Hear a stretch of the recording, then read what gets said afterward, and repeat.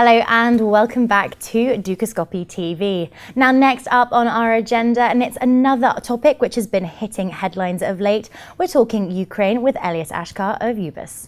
Elias, thank you very much for coming in today. Thank you. It's always a pleasure being here on your program. Thank you very much. Now today we're going to be looking at the Ukraine-Russia crisis, and this is an ever-changing scenario. So we're going to look at sort of the broader themes a little bit here. Now, most recently, we did have those much abated elections taking place on May 25th. With an election result out there now, what are the next key challenges for the Ukraine, both in terms of economics and also politics? Well, I mean, it's a fact that Ukraine is facing immense challenges on the economic front. It's no secret. Technically, Ukraine is a bankrupt country. And politically, there are incredible challenges in the sense that Ukraine is split and torn between East and West. Now, the thing is, these problems, they are really not new. I mean, now they're making headlines and they're becoming much more serious and big problems. But these problems date back many years ago. I recall when I was based in Ukraine, I was living in Ukraine and working there. And through my involvement, be it as a general manager of the Coca-Cola company, be it vice chairman of the American Chamber of Commerce, my discussions with the ex-president Kuchma, being also on the steering committee for Prime Minister Yushchenko, all of these things and these discussions, I did then understand that there are some fundamental problems in Ukraine. Only these problems became much bigger.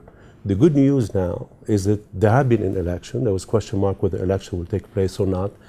These elections took place, and the other good news is a strong candidate emerged, and that is Mr. Petro Poroshenko. He did manage to have about 56% of the votes. This is great news, so he didn't have to go for another rerun in June. The question is, fine, what does that mean? Whether it's Mr. Poroshenko or somebody else, it's going to take a miracle to sort out Ukraine's problems.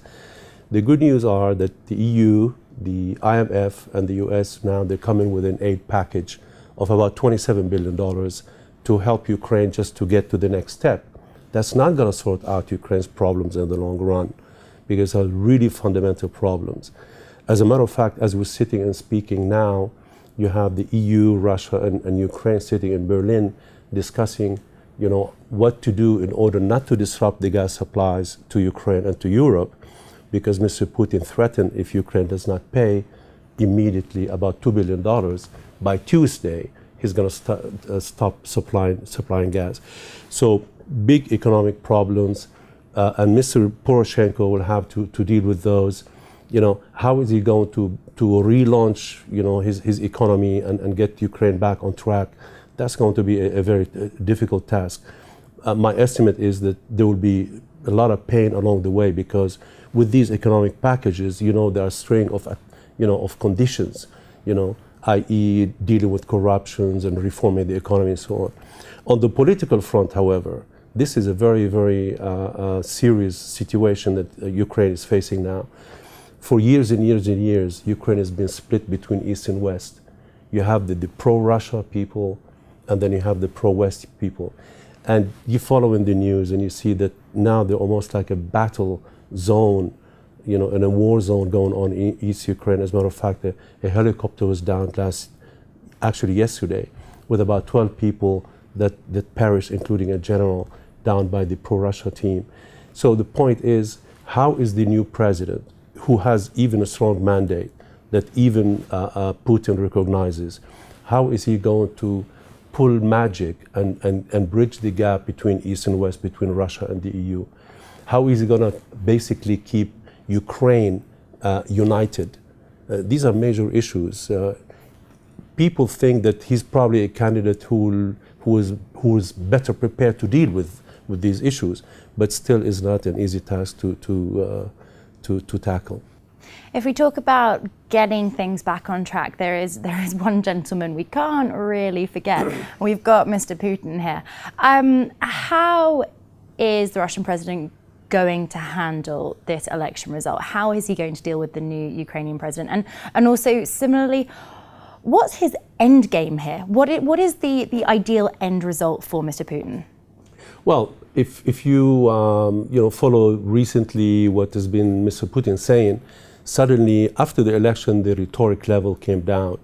As a matter of fact, even Putin said that Mr. Poroshenko is somebody we can do business with.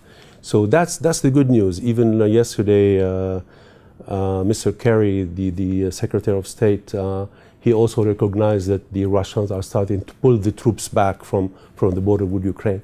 So it looks like after the election, Mr. Putin is trying to kind of de-escalate as much as possible. Also, it's a fact that this gentleman had a very strong mandate. And Putin is a pragmatic. He knows that he has to deal with this gentleman.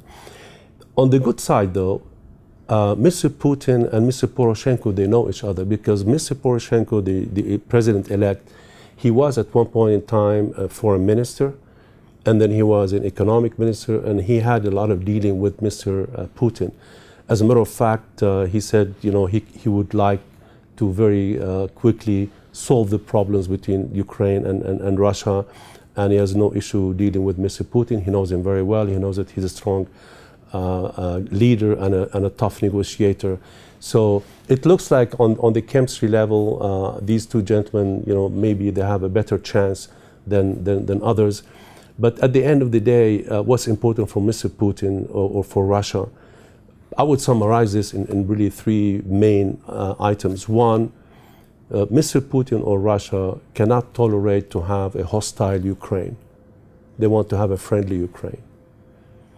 Mr. Putin, under no circumstances, or Russia would want to allow NATO to be based, a NATO base in Ukraine.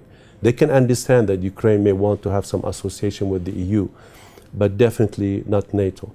And the third one, Mr. Putin wants to always be able to have some leverage, some say in what happens in Ukraine, to be able to influence the politics and the economics in Ukraine.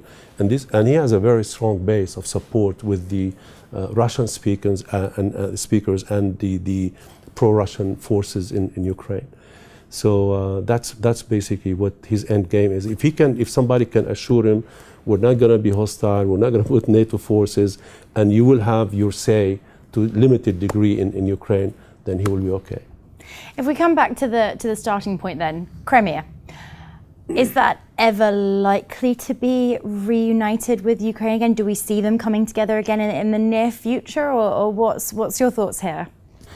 While Ukraine as a whole is very important to Putin and to Russia, Crimea is of major strategic importance. I don't know if you know the history, but Crimea was part of the Soviet Union until 1956.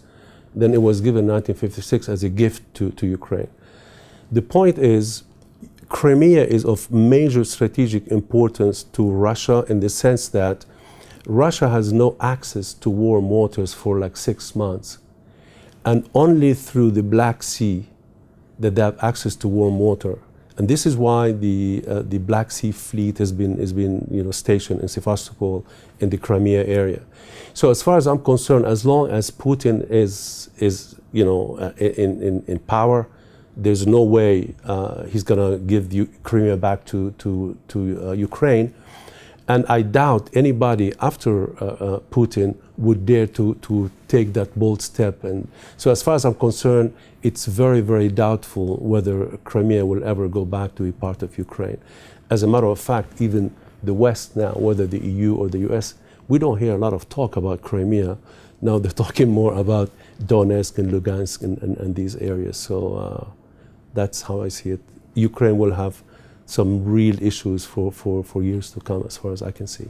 Elias, this is an ever-changing story. We're hearing new headlines every day. So thank you so much for coming in and sort of talking about the big key issues with us today. Thank you very much. Thank you very much. It's always great to see you, and thank you for having me on your program. No problem at all. Thank you. That's all we've got time for right now, but thank you very much for watching, and goodbye.